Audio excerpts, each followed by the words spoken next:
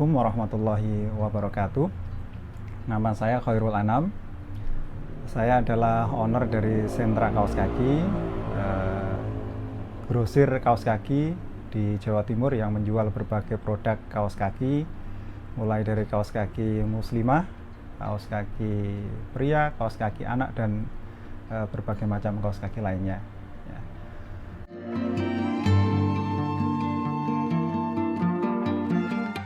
Saya memulai bisnis ini awalnya dulu adalah bisnis sampingan, ya. Karena pada saat itu saya harus bekerja, ya, dan istri saya pada saat itu masih kuliah S2, jadi perlu tambahan biaya untuk bayar kuliah, ya. Sehingga kita cari sambilan dan mulailah kami berjualan kaos kaki yang pada saat itu sebetulnya awalnya secara tidak sengaja. Ya. Kenapa saya bilang begitu? Karena memang kami melihat kaos kaki itu dari sisi istri saya yang seorang muslimah, dia konsumen kaos kaki. Dia kemana saja keluar selalu pakai kaos kaki.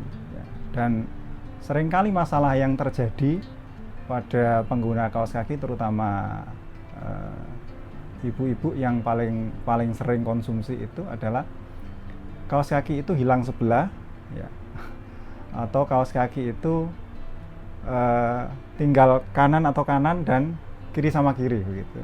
Nah, itu yang sering terjadi. Sehingga kami melihat ini peluang begitu, peluang karena pasti repeatnya akan tinggi. Nah, sebenarnya ini juga berawal dari ketidaksengajaan juga karena kepepet begitu ya, cari kesana kemari apa yang bisa kita kerjakan. Nah, pada suatu saat, suatu hari ada teman yang titip begitu dicarikan kaos kaki. Kemudian saya sama istri datang ke pasar cari kaos kaki itu. Pada saat itu masih di pasar Kapasan, ya. Dia titip, kalau nggak salah waktu itu 10 lusin, ya. Kita beli 10 lusin, kemudian kita bawa pulang. Nah, sebelum dikirim itu saya ingat itu tahun 2007, ya. Awal saya baca-baca, saya penasaran dengan yang namanya internet marketing, karena zaman dulu itu masih dibilang asing begitu ya. Jadi orang dengar istilah internet marketing itu sesuatu yang asing. Nah, pada saat itu saya mulai baca-baca. Kebetulan di kantor saya itu ada teman yang dia sering riset, sering baca-baca, sering lihat artikel-artikel begitu, cerita ke saya bahwa potensinya besar. Nah, karena teringat itu, saya kemudian punya bayangan, ini mumpung ada produk, ya. Jadi barang itu saya beli dari pasar, belum saya kirim ke yang titip begitu. Ya, saya kemudian iseng saja, siapa tahu ini bisa berhasil begitu. Ya, pengen membuktikan internet marketing itu seperti apa. Karena pada saat itu yang banyak dijual itu e-book. Ya, untuk produk-produk belum banyak saya lihat, belum banyak. Nah, jadi saya saat itu iseng saja, kemudian ngambil beberapa foto dari kaos kaki itu. Kemudian saya bikin blog waktu itu kalau nggak salah mungkin di WordPress sama di Blogspot ya, Blogspot tahun segitu. Kemudian saya juga cari domain yang gratisan, co.cc, jadi ya domainnya biar nggak misalnya kaoskaki.blogspot.com, ya, atau kaoskaki.wordpress.com, maka kita cari waktu itu yang gratis itu co.cc. Nah, kita mulai dari situ.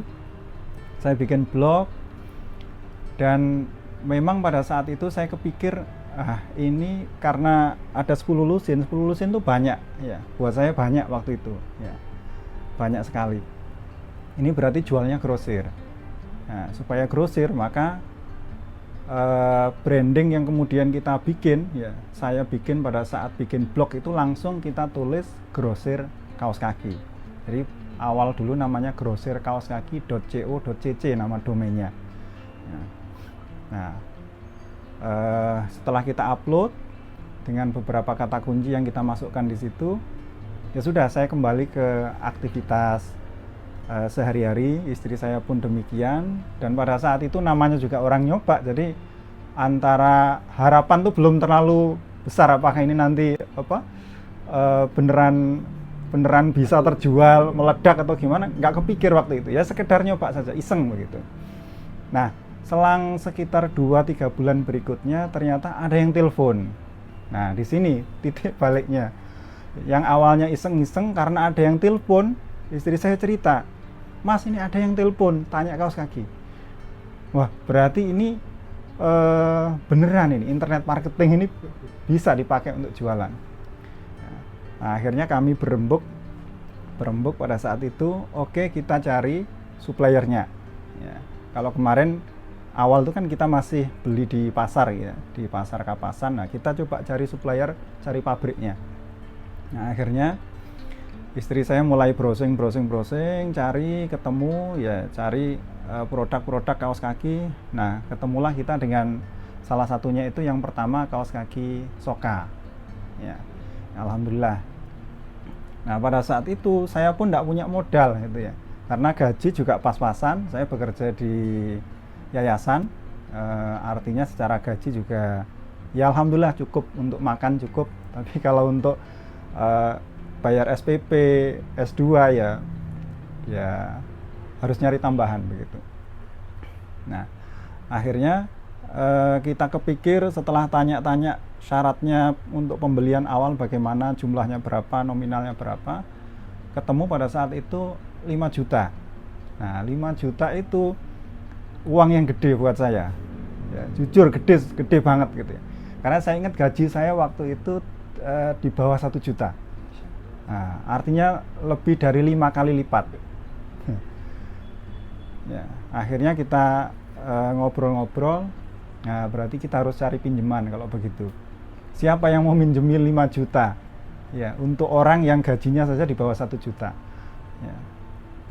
Ya, yang paling dekat itu keluarga. Akhirnya kita cari-cari, alhamdulillah ada kakak yang berkenan minjemi 5 juta. Nah, itu luar biasa sekali kepercayaannya pada kami, dan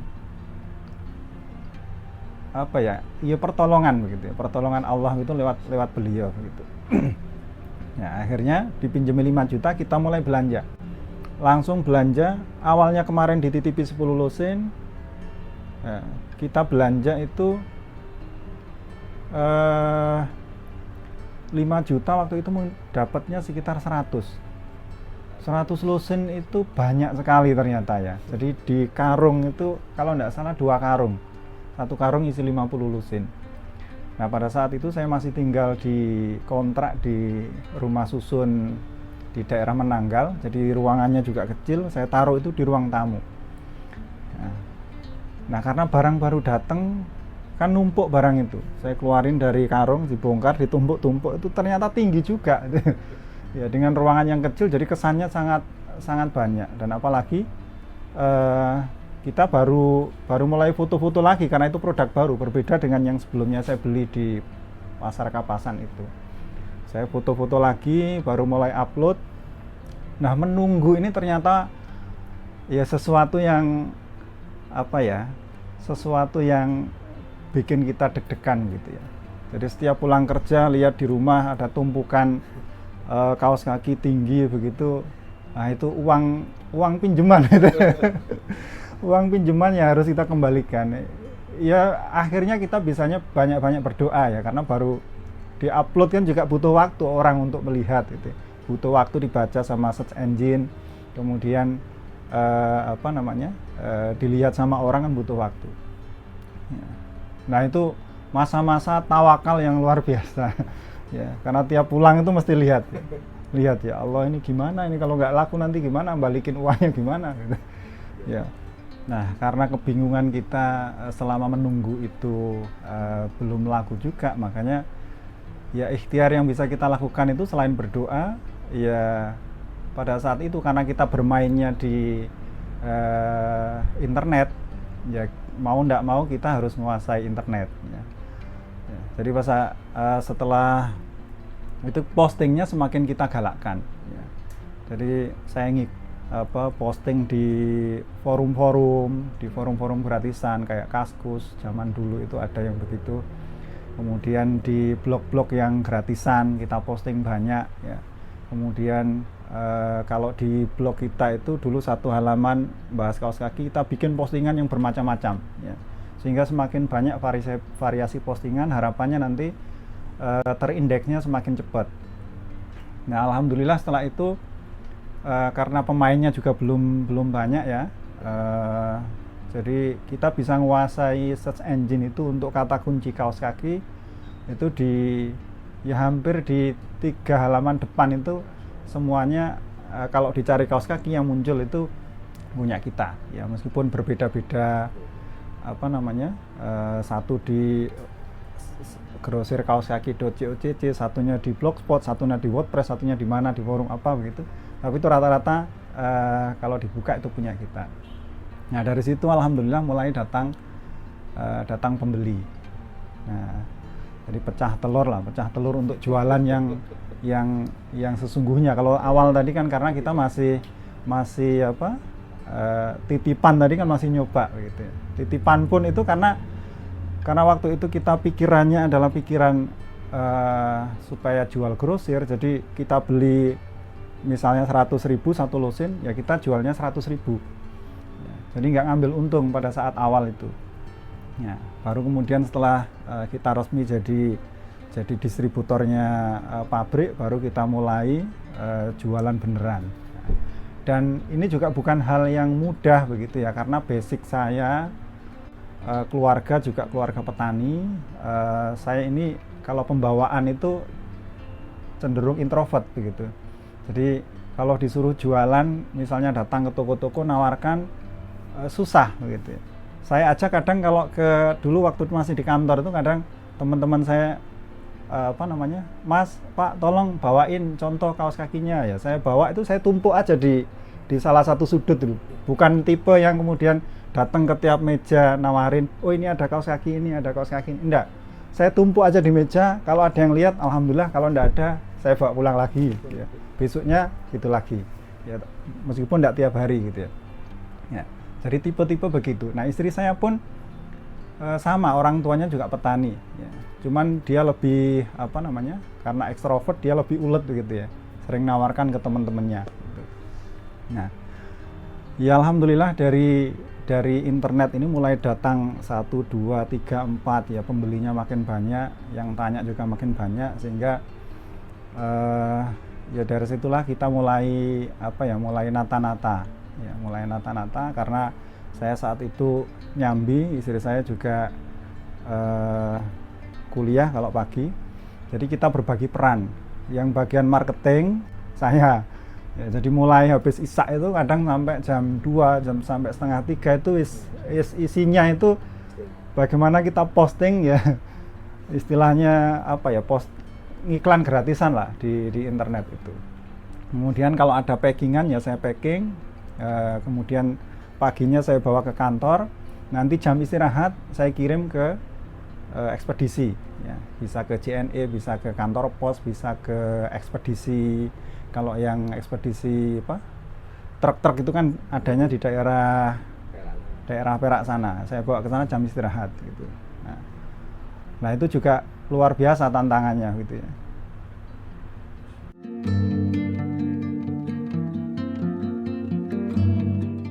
Nah, alhamdulillah semakin banyak pelanggan, semakin banyak pembeli, akhirnya mau ndak mau kami merasa kewalahan begitu kan. Karena ndak mungkin saya nyambi, istri saya juga nyambi begitu. Akhirnya tantangan pertama bagi UKM itu adalah ketika harus merekrut karyawan. Nah, jadi itu tantangan pertama. Jadi kita harus diskusi panjang, harus berpikir berkali-kali begitu ya, untuk kemudian memutuskan merekrut karyawan ya. Karena yang kekhawatiran kan selalu ada, apalagi ketika itu kita tinggal ya kan, kita nggak bisa ngawasi full karena saya bekerja, istri saya juga pada saat itu kuliah sudah mau selesai dan dia juga nyambi di jadi verifikator waktu itu ya, artinya nggak bisa diawasi full. Jadi kekhawatiran itu takut nanti diselewengkan, takut nanti begini, takut begitu, itu yang biasa dialami ya ketika UKM itu mau growth. Nah, alhamdulillah kita akhirnya tanya sana sini ya, cari informasi ke yang sudah pengalaman gimana ngerekrut pegawai itu, gimana nanti gajinya, gimana supaya fair, bonusnya macam-macam. Ya alhamdulillah 1, 2, 3 dan seterusnya alhamdulillah pernah kita waktu itu terbanyak itu baru 10 orang gitu ya, 9 atau 10 yang termasuk saya. Nah, setelah 10 ini alhamdulillah kondisi mulai stabil, kita tata yang bagian marketing, bagian operasional, yang keuangan ada yang nyateti ya. Yes, mulai tertata lah. Ya, alhamdulillah. Nah, sampai kemudian datang yang namanya pandemi Covid tahun 2021 ya, 2020 akhir ya, 2020 akhir, masuk Indonesia itu 2021 awal begitu. Nah, ini cukup ya sesuatu yang tidak pernah kita bayangkan, tidak pernah kita kepikir sampai sebegitu dampaknya. Jadi saya ingat betul awal bulan Maret itu ketika mulai ada yang kena Covid ya, Covid itu masuk di Indonesia, kita masih belum ngeh kalau akan sampai separah itu. Jadi kita masih tenang-tenang saja. Oh, nanti di Cina kalaupun masuk sini ya mungkin yang kena 1-2 gitu. Ya, nggak kebayang kita seperti itu. Ternyata setelah Maret, April, Mei, itu angkanya semakin naik dan mulai ada namanya PSBB 1, 2, terus apa namanya dulu itu, selain PSBB namanya dulu ya sekarang gitu kan. Iya, yes, kayak itulah ya. Pembatasan. Semua dibatasi ya. Dan itu berdampak luar biasa bagi kami begitu ya. Satu, di toko sendiri, di toko kami saya ingat itu portal itu ditutup begitu ya. Jadi kalau mau ke toko pelanggan yang mau datang dia harus muter jauh begitu. Barang datang muternya juga jauh, itu yes, luar biasa perjuangannya. Itu yang pertama. Kemudian yang kedua, penjualannya turun drastis. Nah, ini yang jadi jadi tantangan begitu ya. Karena turunnya ini bukan sebulan 2 bulan ya. Kalau sebulan 2 bulan kan biasa, namanya usaha, kadang rame, kadang rame banget, kadang sepi gitu. Nah, ini masalahnya turunnya itu turun berbulan-bulan, bahkan lebih dari setahun ya, hampir 2 tahun. Ya, 2021, 2022 itu kondisi yang cukup sulit sebenarnya buat kami. Ya. Karena banyak pasar itu kena lockdown, kemudian orang juga tidak keluar. Karena market kami itu yang besar kan di muslimah sebetulnya, ibu-ibu ya, yang mereka ini setiap keluar mereka pakai kaos kaki.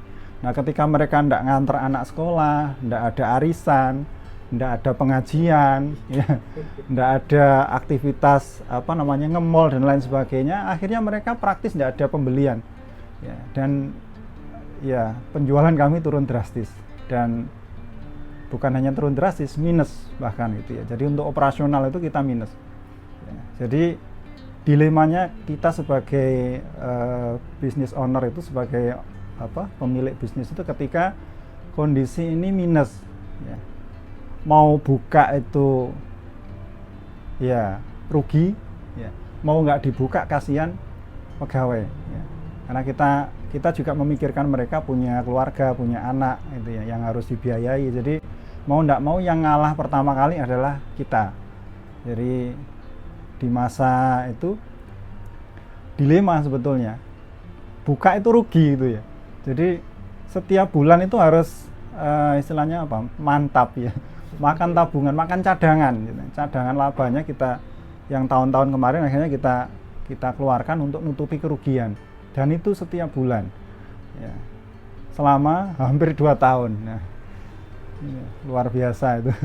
Kalau ingat itu Masya Allah gitu.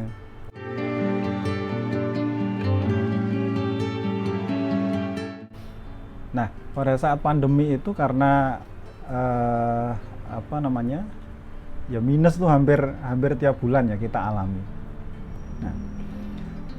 Nah, ada situasi yang ya antara kita apa namanya, antara kita ya apa bahasa Jawa itu gelo dan bersyukur ya, karena kita tidak sampai mengeluarkan kebijakan pengurangan pegawai ya. Jadi karena Surabaya pada saat itu zonanya terus naik gitu ya, zona apa istilahnya ya, tingkat kasusnya kan semakin naik. Jadi dari kuning, merah sampai pada saat itu pernah zona hitam. Nah, pada saat zona hitam itu banyak di antara karyawan kami, terutama yang perempuan yang dari luar kota itu, mereka tidak diperkenankan bekerja lagi di tempat kami ya, karena saking khawatirnya orang tuanya pada mereka ya. Jadi beberapa di antara mereka resign. Ya tadi saya bilang antara gelo dan bersyukur karena kita tidak harus mengeluarkan mereka ya, karena beban perusahaan terus terang pada saat itu kita bingung juga kalau terus-terusan apa namanya, ruginya semakin banyak kan kita pusing juga karena ya iya, karena penjualan pada saat itu minim sekali, tidak nutup begitu. Nah, karena situasi itu ya mungkin itu bagian dari pertolongan Allah begitu ya.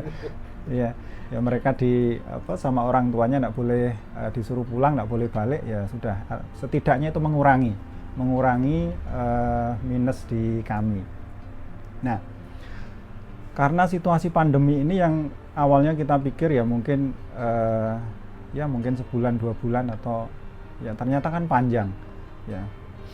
Dari mulai 2000 ya tadi mohon maaf saya revisi, mulai awal 2000 sampai 2001 2002 gitu. Jadi cukup panjang masanya. Jadi mau tidak mau kita harus mikir ya. Nah, sebelum itu karena kita harus apa namanya, nutup biaya, yang berkorban duluan itu kan ownernya gitu ya. Jadi kalau gajinya dipotong, yang dipotong paling banyak itu ya ownernya yang dipotong paling banyak. Jadi pada saat itu saya sampai sama istri itu jualan ayam ungkep ya, ayam ungkep, bebek ungkep begitu kita jual ya untuk tambahan apa namanya, dapur, karena kalau dari kantor ini sementara tidak bisa diudik-udik begitu ya gitu. Nah, kemudian karena situasinya panjang ternyata akhirnya kita berpikir bagaimana kita bisa keluar dari situasi ini, karena ya namanya cadangan itu kan ada batasnya ya. Kita bukan konglomerat yang cadangannya tidak ada batasnya ya, kita cuman pengusaha kecil, UKM yang cadangan operasional itu paling ya nutupnya ya hanya beberapa bulan begitu. Sehingga akhirnya kita kepikir, karena pada saat itu orang digiring untuk belanja online, orang digiring untuk tidak keluar rumah, aktivitasnya berbasis apa namanya, handphone begitu. Akhirnya kita kepikir mau tidak mau harus masuk ke marketplace, karena sebelumnya kami itu anti marketplace begitu ya. Karena ada salah satu pembicara di sebuah seminar yang saya ikuti pada waktu itu,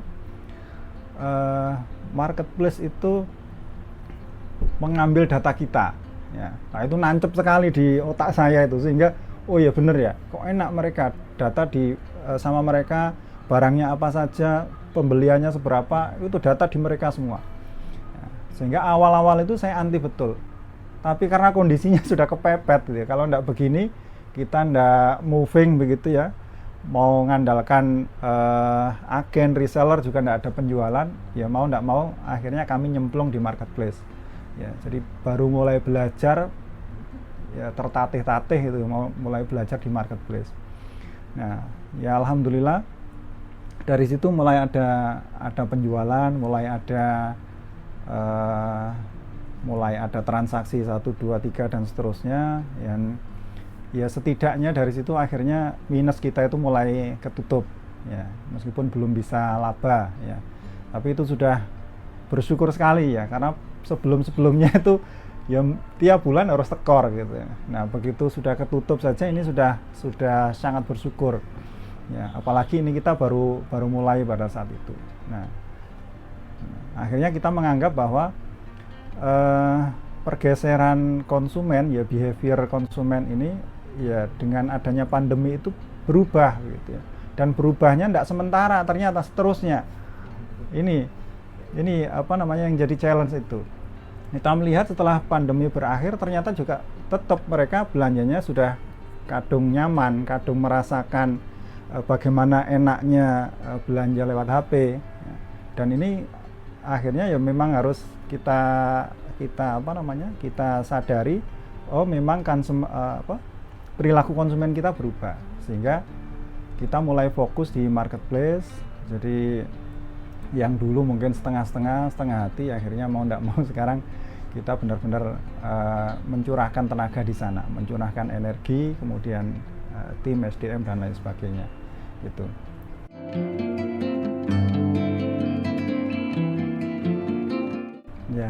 Ya alhamdulillah akhirnya pandeminya berakhir juga ya, meskipun butuh waktu yang sangat panjang. Dan apa yang kami lakukan ya untuk bertahan pada saat itu ya, awalnya yang jualan grosiran, jualan kita sekali kirim bisa ya 1 karung 2 karung ya, akhirnya harus jual ecer gitu 1, 2, 3 ya, tapi itulah yang membuat kami bisa bertahan pada saat itu ya. Dan kami sangat bersyukur setelah pandemi berlalu, alhamdulillah kita mulai bisa recovery lagi. Penjualan di marketplace alhamdulillah stabil, dan yang grosir mulai bergerak kembali, meskipun bergeraknya tidak sama seperti sebelum pandemi dulu, karena seperti yang tadi saya sampaikan, behavior konsumen kita sudah berubah ya, tapi setidaknya itu yang bisa kita perjuangkan begitu ya. Jadi di saat-saat sulit itu memang menjadi ujian yang luar biasa bagi seorang pebisnis ya. Jadi kita memang tidak bisa melihat bisnis itu dari bulan ke bulan, tidak bisa. Jadi bisnis itu kita melihatnya harus tahunan. Jadi makanya kalau saya melihat data itu yang kita lihat adalah data pembanding antara tahun sekarang dengan tahun-tahun sebelumnya. Artinya kalau kita berada dalam situasi yang sulit pada tahun ini, kita bisa melihat tahun kemarin kita baik-baik saja. Artinya kita masih punya harapan sebetulnya ya. Kalau situasi ini selesai, insya Allah nanti harapan untuk kembali itu meskipun mungkin tidak 100% ya, itu akan selalu ada begitu ya. Makanya kita tidak bisa kemudian menyerah ya. Kalau menyerah nggak mau rugi ya sudah, waktu itu kita tutup saja sementara begitu ya. Sementara kita tutup aman toh, nggak tekor tiap bulan, nanti pandemi selesai baru buka lagi. Tapi kan kita nggak bisa begitu, karena kita juga memikirkan karyawan gitu. Nah dari perjalanan yang saya alami selama berbisnis ini, karena jujur ya, meskipun saya ini dulu kuliahnya di jurusan administrasi niaga yang belajar manajemen ya, ternyata dalam dunia bisnis itu ketika dipraktekkan dinamikanya luar biasa ya. Jadi ada banyak faktor-faktor baik itu internal maupun eksternal yang mungkin dulu di bangku kuliah tidak pernah kita dapatkan, dan baru kita dapatkan ketika kita terjun langsung. Ataupun dulu mungkin pernah kita dapat teori dan pada saat itu kita nggak terlalu ngeh gitu ya. Ternyata ketika kita terjun di lapangan kita baru paham, oh ini begitu. Nah, karena dalam bisnis itu prinsipnya kan ada prinsip demand and supply. Jadi ada permintaan, ada penawaran. Ya. Jadi prinsipnya di situ. Makanya kalau dulu kita belajar tentang kurva S misalnya, dalam setiap produk itu ada fase growth, kemudian ada fase mature, ada fase decline. Ya pada saat itu kita memaknainya ya sekedar sebagai sebuah teori. Kita tidak bisa menerjemahkan dengan dengan aplikatif seperti ketika kita benar-benar terjun begitu ya. Karena ternyata kurva S itu tidak hanya berbicara tentang sebuah produk ya, dalam bisnis pun, dalam tiap tahapan bisnis kita akan mengalami yang seperti itu ya. Dalam kondisi saya misalnya dalam produk kaos kaki yang saya distribusikan, yang saya jual misalnya, pada saat kita masuk menjadi distributor itu growth-nya sedang tinggi-tingginya, artinya demand-nya sedang tumbuh. Nah, pada saat demand tumbuh itu siapapun yang masuk, ya, siapapun yang entrance di situ, dia akan menikmati fase growth yang luar biasa. Ya termasuk saya pada saat itu menikmati, karena pada saat itu ada dorongan muslimah berhijab, kemudian artis-artis mulai pakai baju-baju syar'i, itu mendorong tumbuhnya demand, tumbuhnya permintaan yang luar biasa. Nah, pada saat kemudian demand ini sudah tinggi, kemudian sudah berada di titik mature begitu ya, kematangan, maka kurvanya akan berimbang antara penawaran dengan permintaan ini akan berimbang. Nah, pada saat berimbang ini tantangan gitu ya. Tantangan bagi kita pebisnis, baik kita yang menjual maupun bagi produsen, karena pada saat itu akan sulit untuk menaikkan. Ya. Dan ketika ada pemain baru yang masuk, ya, resikonya adalah karena permintaannya ini tetap, ya, biasanya ya, kalau tidak yang lama yang turun, ya yang baru ini yang masuk dia akan gagal. Ya. Jadi kita bisa memaknai kurva S itu ketika kita sudah benar-benar terjun di dalam dunia bisnis ini. Ya, saya sangat bersyukur begitu ya. Ketika Allah memperjalankan saya kemudian masuk ke dalam dunia bisnis ini, mudah-mudahan ini menjadi wasilah saya belajar dan terus belajar, karena ya tadi dinamikanya terus berubah dan kita tidak bisa berhenti belajar, karena belajar itu ya sebuah keniscayaan ya. Karena yang kita dapat ini masih sedikit, yang saya alami ini pengalamannya juga masih sedikit. Artinya secara keilmuan juga masih sedikit, secara pengalaman juga masih sedikit, secara skala pun juga masih kecil. Tentu saya perlu belajar dari yang skalanya sudah besar, yang skalanya sudah tumbuhnya luar biasa, lompatannya luar biasa. Dan ini yang menjadi semangat buat saya untuk terus belajar, mencari lingkungan, mencari komunitas yang mensupport ya, mendukung kita untuk terus tumbuh. Dan mudah-mudahan teman-teman yang lain yang sedang merintis maupun yang sedang memperjuangkan untuk bertahan ataupun yang sedang growth juga, saya yakin mudah-mudahan semangatnya sama dengan saya.